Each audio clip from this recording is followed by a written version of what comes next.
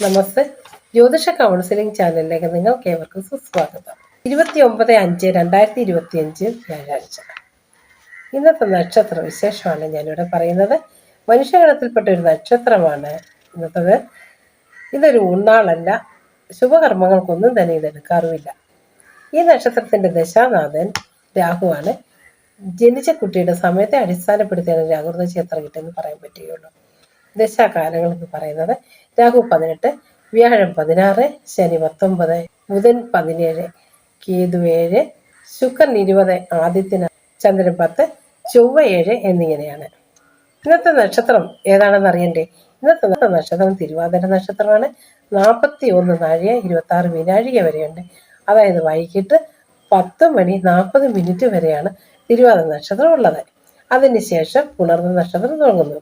ഈ നക്ഷത്രത്തിൽ മരണം സംഭവിച്ചാൽ ദോഷമുണ്ട്. പിണ്ടദോഷം, അകന്നാൾ ദോഷമുണ്ട്. പരിഹാര കർമ്മങ്ങൾ ചെയ്യേണ്ടതുണ്ട്.